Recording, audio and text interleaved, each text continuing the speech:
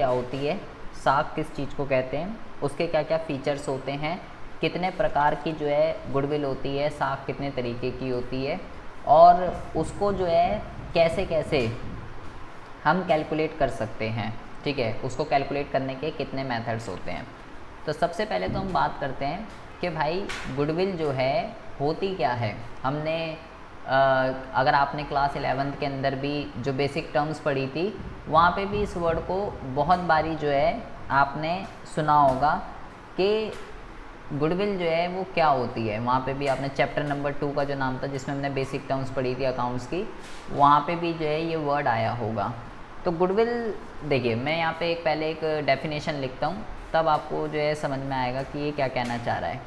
ये कह रहा है कि गुडविल इज़ नथिंग, मैं पहले इंग्लिश में लिख रहा हूँ फिर हिंदी में बताता हूँ आपको। Goodwill is nothing more than the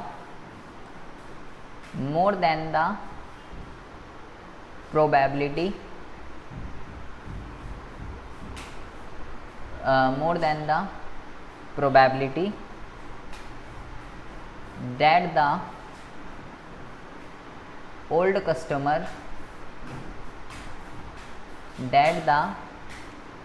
customer will resort to the old place। देखिए ये जो है गुडविल का मीनिंग है। अब ये क्या कह रहा है ज़रा ध्यान से समझेंगे। ये कह रहा है कि भाई गुडविल इज़ नथिंग, इसका मतलब क्या हुआ। सबसे पहली बात तो गुडविल जो है ना कोई वस्तु नहीं है। ठीक है, गुडविल कोई चीज़ नहीं है। ठीक है, जिसको आप देख सकते हो, जिसको आप छू सकते हो, गुडविल कुछ नहीं है। कह रहा है गुडविल इज़ नथिंग। नथिंग का मतलब हो गया कुछ भी नहीं।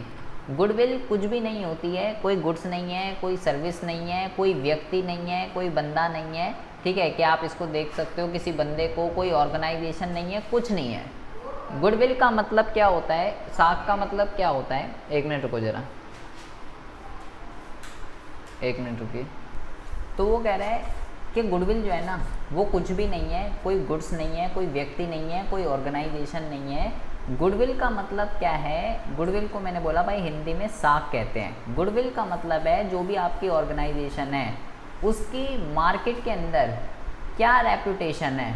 ठीक है, आपका नाम, आपकी पहचान, आपकी रेपुटेशन, उस चीज़ को जो है हम गुडविल के नाम से जानते हैं। कह रहा है goodwill is nothing more than the probability. Probability का मतलब क्या होता है, प्रोबेबिलिटी का मतलब होता है संभावना। कह रहा है गुडविल कुछ नहीं है, बस गुडविल क्या है, मोर देन द प्रोबेबिलिटी। एक प्रोबेबिलिटी है, किस चीज़ की प्रोबेबिलिटी है, that the old customer. Old customer का मतलब पुराने ग्राहक, ओल्ड कस्टमर का मतलब पुराने ग्राहक, will resort to the old place. इसका मतलब क्या हुआ, will resort to the old place, पुराने ग्राहक को ये कह सकते हो आपकी ऑर्गेनाइजेशन के साथ क्या रखता है, पुराने ग्राहक को आपकी ऑर्गेनाइजेशन के साथ जोड़े रखता है। अब ज़रा ध्यान से समझिए। अब इसका मतलब क्या है, कह रहा है गुडविल कुछ भी नहीं है, गुडविल केवल एक संभावना होती है जिससे पुराने ग्राहक आपकी ऑर्गेनाइजेशन के साथ जो है जुड़े रहते हैं, और ये कह सकते हो और बिक्री को बढ़ाने में मदद करती है। अब इसका मतलब क्या हुआ, अब ज़रा इसका मतलब समझिए। अगर मैं आपसे अभी बोलूं कि आपको अगर पिज़्ज़ा खाना है तो प्रीति कहाँ का नाम लोगे आप कि यहाँ जाना चाहिए पिज़्ज़ा खाने के लिए, बताइए। आवाज़ आ रही है तो प्रीति बताइए। अगर मैं बोलूं कि भाई अगर हमें पिज़्ज़ा खाना है तो आप सीधा नाम बोलते हैं कि भाई पिज़्ज़ा खाने के लिए तो हमको डोमिनोज़ जाना चाहिए, या ये चीज़ खानी है तो भाई यहाँ जाना चाहिए। आखिर क्यों, जैसे ही मैंने बोला कि भाई अगर मेरे को पिज़्ज़ा खाना है तो आपके भाई सीधा नाम आया, आपने बोला भाई डोमिनोज जाना है। मैंने बोला भाई चिकन खाना है, आपने बोला भाई ठीक है सीधा जो है KFC जाएंगे। या आपको जो है कुछ भी खाना है एक्सेट्रा आइसक्रीम वगैरह, आपने बोला भाई हल्दीराम जाना है। तो ये सब क्या है, ये सब क्या है?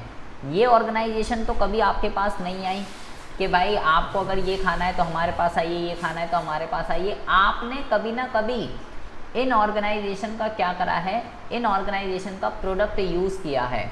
आपने कभी ना कभी डोमिनोज का पिज़्ज़ा खाया होगा, और जब आपने ये पिज़्ज़ा खाया होगा तब आपको जो इनका प्रोडक्ट है आपको वो पसंद आया, और अब आप इतना पसंद आया, आपको इतना पसंद आया कि आप अब कभी भी अगर आपको पिज़्ज़ा खाना होगा ना तो आप बोलोगे कि भाई मेरे को जो है ना डोमिनोज ही जाना है और कहीं नहीं जाना, मुझे और कहीं का पिज़्ज़ा जो है पसंद नहीं आता।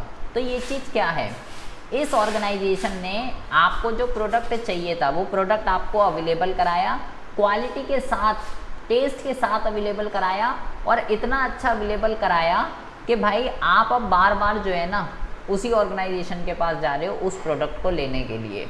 तो गुडविल क्या है, आज इन सब जो ये जितने भी मैंने यहाँ पे लिखे, डोमिनोज, KFC, हल्दीराम, जितनी भी मैंने यहाँ पे अभी ऑर्गेनाइजेशन लिखी है, इनकी बाज़ार में साख है, इनकी बाज़ार में गुडविल है, रेपुटेशन है, इनका नाम है।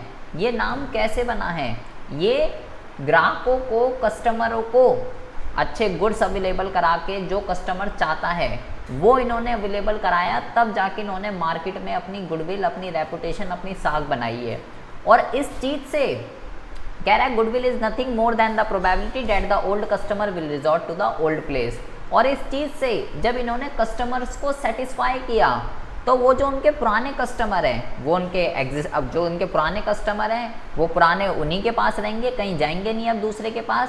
चाहे मार्केट में कितनी भी कंपनी आ जाए पिज़्ज़ा अवेलेबल कराने की, उनको डोमिनोज ही पसंद आ चुका है।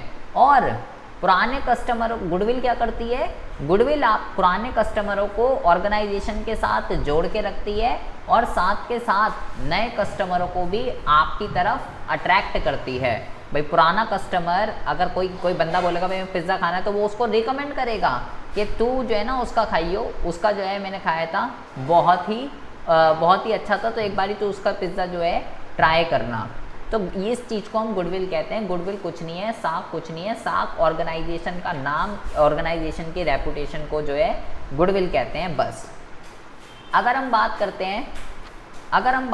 हैं कि इसके फीचर्स क्या क्या होते हैं, इसकी विशेषताएं जो हैं क्या क्या होती हैं गुडविल की, तो अगर हम इसके फीचर्स की बात करते हैं तो सबसे पहला जो इसका फीचर होता है इसको कहते हैं it is an intangible asset. Intangible asset किस चीज़ को कहते हैं, देखो एक होते हैं टेंजिबल एसेट और एक होते हैं इनटेंजिबल एसेट, ठीक है। इनटेंजिबल का मतलब होता है कि ये जो है ना एक अभौतिक परिसंपत्ति है। क्या है, ये जो है एक अभौतिक परिसंपत्ति है।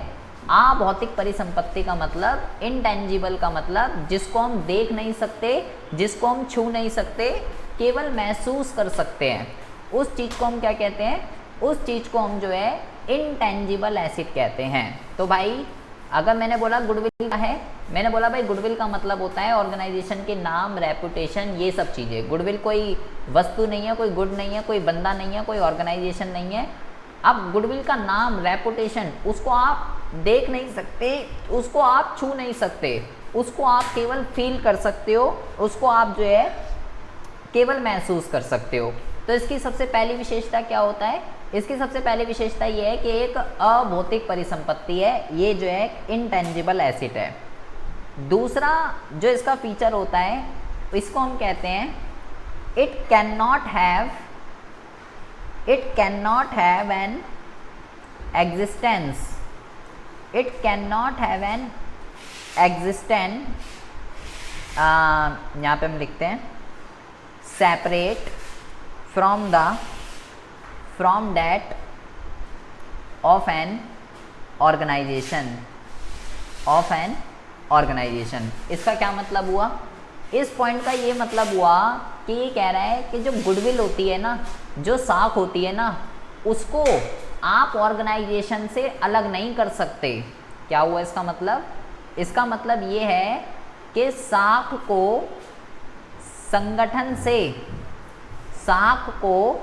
संगठन से अलग नहीं किया जा सकता, अलग नहीं किया जा सकता। अबे भाई अब आप जो है डोमिनोज को और उसकी गुडविल को, वो तो दिख ही नहीं रही है पहली बात तो, डोमिनोज को और उसकी गुडविल को अलग कैसे कर दोगे? उससे अलग नहीं हो सकती। गुडविल ऑर्गेनाइजेशन के साथ ही हमेशा अटैच रहती है, उसी के साथ जन्म लेती है और उसी के साथ ही उसकी मृत्यु होती है। जब ऑर्गेनाइजेशन का दी एंड हो जाएगा तो गुडविल का भी जो है दी एंड हो जाएगा। गुडविल को जो है ऑर्गेनाइजेशन से, संगठन से अलग जो है नहीं किया जा सकता है। ये इसकी दूसरी विशेषता होती है। तीसरा जो इसकी विशेषता है वो है इट हेल्प्स, ये इम्पॉर्टेंट है, it help to earn higher profit. ये तो सिंपल है। इसका क्या मतलब हुआ?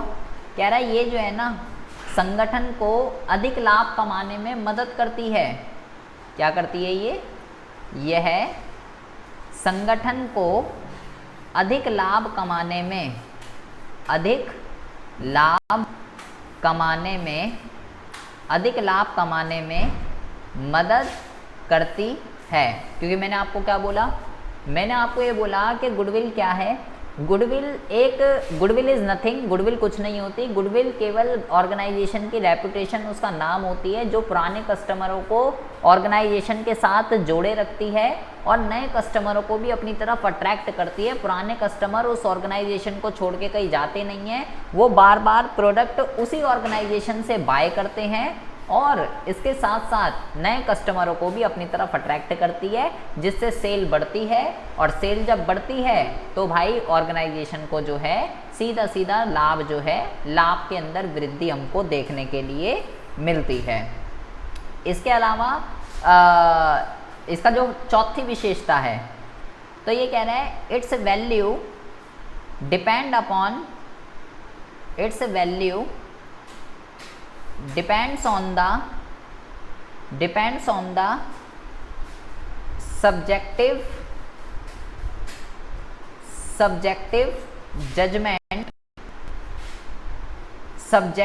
judgment of the valuer. कह रहा है गुडविल की जो वैल्यू है ना वो वैल्यूअर के ऊपर डिपेंड करती है, जो उसको वैल्यू कर रहा है, ठीक है, ये उसके ऊपर डिपेंड करती है। मतलब हर ऑर्गेनाइजेशन की साख की वैल्यू अलग अलग हो सकती है। हर वैल्यूअर के अकॉर्डिंगली एक ऑर्गेनाइजेशन की गुडविल की वैल्यू अलग अलग हो सकती है। गुडविल का जो मान होता है वो कोई फिक्स नहीं होता, जो उसको कैलकुलेट कर रहा है, जो भाई डिपेंड करता है क्या ऑर्गेनाइजेशन है, उसकी मार्केट के अंदर क्या वैल्यू है, कितनी रेपुटेशन है, क्या नाम है, इस चीज़ के ऊपर डिपेंड करता है कि जो वैल्यूअर है उसका कितना दाम लगाएगा। तो गुडविल की वैल्यू इस चीज़ के ऊपर क्या करती है? डिपेंड करती है। तो बेसिकली ये 4 तरीके की विशेषताएं आपको गुडविल के अंदर देखने के लिए मिल सकती हैं। सबसे पहले आपको इसमें कुछ थ्योरेटिकल पढ़ना पड़ेगा जो कि बहुत ही ज़्यादा ज़रूरी है, ठीक है जी। उसके बाद हम बात करेंगे इसके न्यूमेरिकल की। तो अभी आपने पढ़ा कि गुडविल क्या होती है और गुडविल की क्या क्या विशेषताएं होती हैं। अब हम बात करते हैं कि हमें इस चैप्टर को पढ़ने की ज़रूरत क्यों आ रही है। Need for valuing goodwill.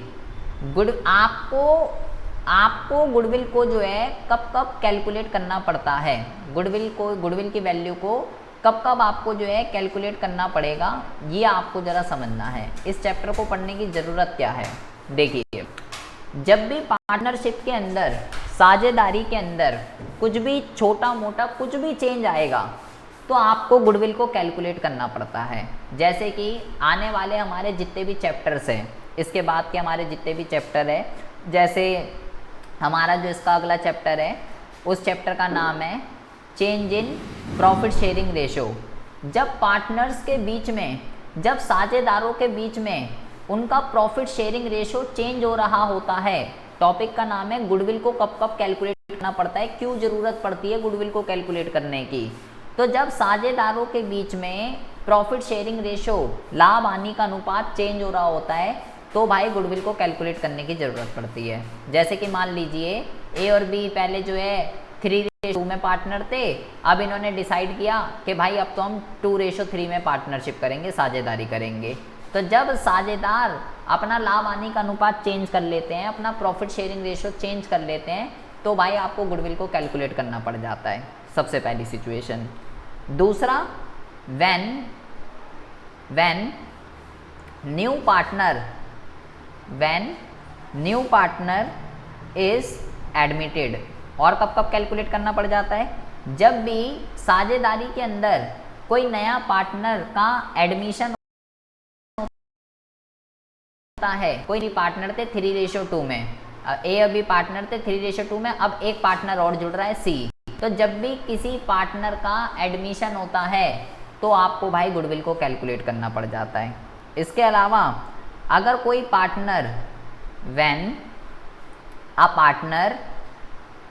A partner retire, जब कोई पार्टनर रिटायर हो रहा होता है या उस पार्टनर की डेथ हो रही होती है, मृत्यु हो रही होती है, डेथ लिख सकते हो, डाइज लिख सकते हो, कुछ भी लिख सकते हो, तो भाई गुडविल को कैलकुलेट करना पड़ जाता है। ठीक है, जब भी पार्टनर एडमिट होता है, रिटायर होता है, डेथ होती है, साझेदार अपना लाभ हानि का अनुपात चेंज कर रहे होते हैं, तो आपको जो है गुडविल को कैलकुलेट करना पड़ जाता है।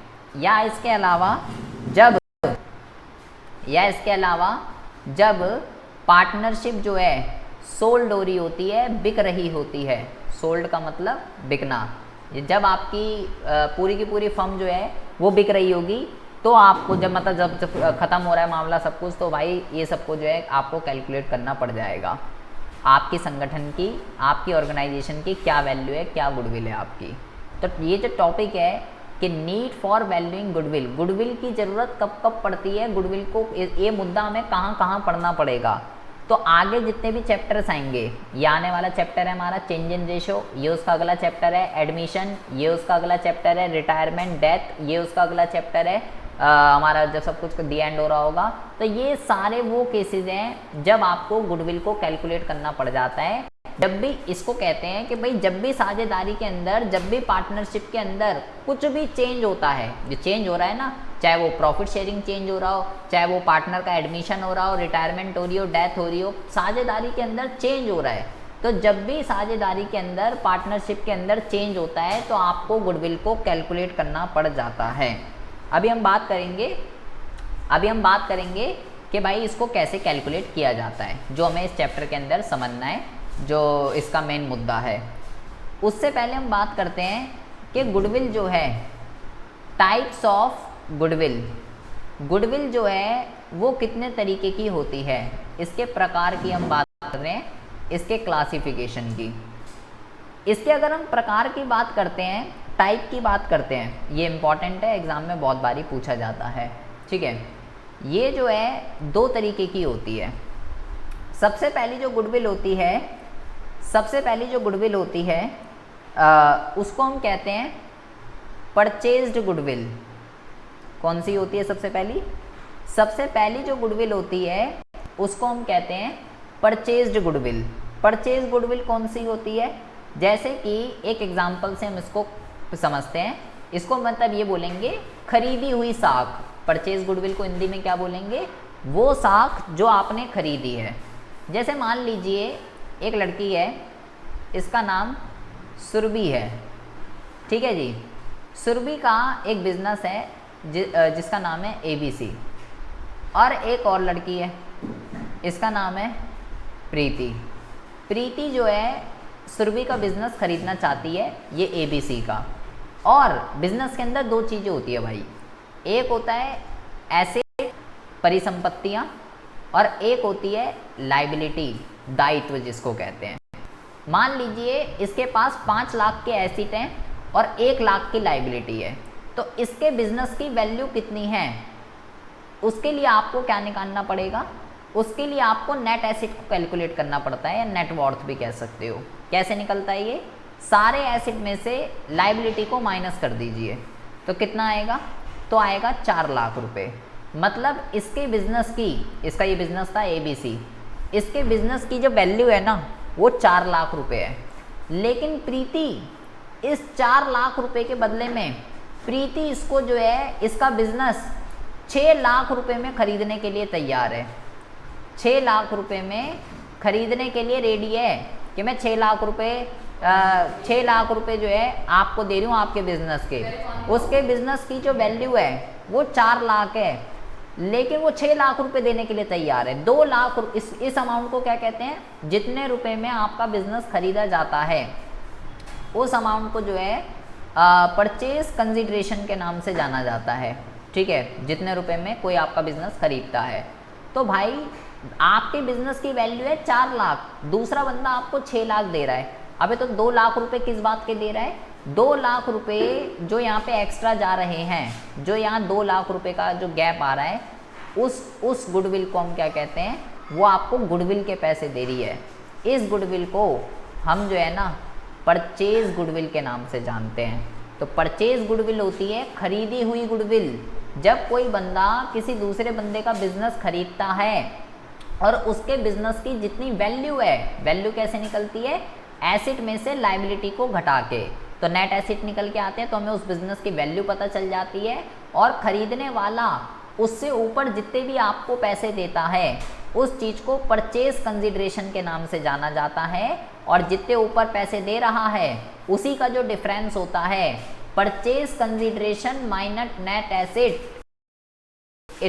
गुडविल या परचेज गुडविल। क्या बोला मैंने?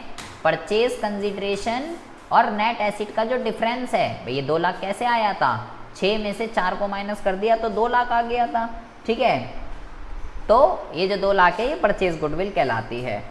अच्छा जी, आपको ये ध्यान रखना है, आपको ये ध्यान रखना है कि जो परचेज गुडविल होती है ना, चलिए तो परचेज गुडविल हो गई। दूसरी जो गुडविल होती है इसको हम क्या कहते हैं? इसको हम कहते हैं self generated goodwill. Self generated का मतलब क्या होता है? सेल्फ जनरेटेड का मतलब होता है कि भाई खुद की बनाई हुई, जिसपे आपने मान लो कोई नई ऑर्गेनाइजेशन खोली, जैसे कि मान लो हमने सबने जो है मिलके एक ऑर्गेनाइजेशन खोली PQR। अब PQR एक नई ब्रांड है, ठीक है, कोई पहले से कोई एग्जिस्टिंग वो नहीं है। अब मार्केट के अंदर मुझे इस नाम को बनाने में, इसकी पहचान बनाने में मैं जो भी एफर्ट्स लगाऊंगा, जो भी मेहनत करूंगा, जो भी एफर्ट्स लगेंगे, जो भी मेहनत लगेगी कि लोग इस नाम को जाने, वो क्या कहलाएगी? Self generated goodwill. खुद की बनाई हुई जो गुडविल होती है उसको सेल्फ जनरेटेड गुडविल कहते हैं। और बहुत ही इम्पॉर्टेंट आपको ध्यान रखना है इसके अंदर, बहुत ही ज़्यादा आपको यहाँ पे ज़रा ध्यान से समझना है कि जो परचेज गुडविल होती है ना, जो परचेज गुडविल होती है वो जो है ना, यहाँ पे मैं एक लाइन लिख रहा हूँ, it is recorded in the books of accounts. आपको ये ध्यान रखना है अकॉर्डिंग टू अकाउंटिंग स्टैंडर्ड 26। ये बेटा ध्यान रखना है, एग्जाम में बहुत बारी पूछा जाता है। AS का मतलब क्या है? AS का मतलब है अकाउंटिंग स्टैंडर्ड्स, ठीक है। अकाउंटिंग स्टैंडर्ड 26, अकाउंटिंग स्टैंडर्ड 26 के अकॉर्डिंगली परचेज गुडविल को रिकॉर्ड किया जाता है। लेकिन रिकॉर्ड किया जाता है मतलब कहाँ रिकॉर्ड किया जाता है? बुक्स ऑफ अकाउंट्स के अंदर। बुक्स ऑफ अकाउंट्स कौन सी होती है? जो आप प्रिपेयर करते हो, फाइनल अकाउंट्स वगैरह, ठीक है। मतलब कि आप इस गुडविल को जो है, जो आपकी बैलेंस शीट होती है, जो आपकी बैलेंस शीट होती है, बैलेंस शीट मतलब जो 31 मार्च को बनती है, जो आपके संगठन के बारे में, ऑर्गेनाइजेशन के बारे में बताती है कि आपके पास कितने एसेट है, कितनी लायबिलिटी है। तो बैलेंस शीट के अंदर एसेट साइड पे, परिसंपत्ति साइड पे आप अपनी इस गुडविल को वैल्यू को जो है शो करते हो। Purchase goodwill books of accounts के अंदर रिकॉर्ड की जाती है। ये बैलेंस शीट के अंदर कहाँ पे आती है, एसेट साइड पे। लेकिन जो सेल्फ जनरेटेड गुडविल होती है इसको रिकॉर्ड नहीं किया जाता। आइए ध्यान रखना है, it is not recorded in the books of accounts. इसको अकॉर्डिंग टू अकाउंटिंग स्टैंडर्ड 26 इसको बुक्स ऑफ अकाउंट्स के अंदर जो है रिकॉर्ड नहीं किया जाता है। ठीक है जी। यहाँ पे वो आपसे पूछेगा कि भाई कौन सी गुडविल होती है, वो कौन सी गुडविल होती है जिसको जो है क्या कहते हैं, जिसको जो है अकाउंटिंग स्टैंडर्ड 26 के अकॉर्डिंगली रिकॉर्ड नहीं किया जाता। तो आपको ये ध्यान रखना है वो सेल्फ जनरेटेड वाली है जिसको जो है रिकॉर्ड नहीं किया जाता है। ये बात आपको जो है ध्यान रखनी है। ठीक है, ये हो गया। इसके फीचर्स में भी ये लिख सकते हो। ठीक है, ये इसके फीचर्स मान लीजिए, ये इसके फीचर हैं, इसकी विशेषताएं हैं और ये इसके फीचर्स हैं। ठीक है जी। और इसकी वैल्यू जो है बायर और सेलर के ऊपर डिपेंड करती है, खरीदने वाले और बेचने वाले के ऊपर। ठीक है, कि इसकी क्या वैल्यू होगी। तो ये चीज़ आपको ध्यान रखनी है। अभी तक आपने जो पढ़ा है वो पढ़ा है साख क्या होती है, साख की विशेषताएं क्या होती है, साख को कब कब वैल्यू उसको कैलकुलेट कब कब करना होता है और उसके प्रकार कितने होते हैं। अब हम जो पढ़ने जा रहे हैं वो पढ़ने जा रहे हैं कि भाई कैलकुलेट करना कैसे है, मेथड क्या क्या होते हैं इसको कैलकुलेट करने के। जो इसके अंदर न्यूमेरिक वो है वहाँ पर कैलकुलेट करना है, तो कैलकुलेट कैसे होता है वो हमें समझना है।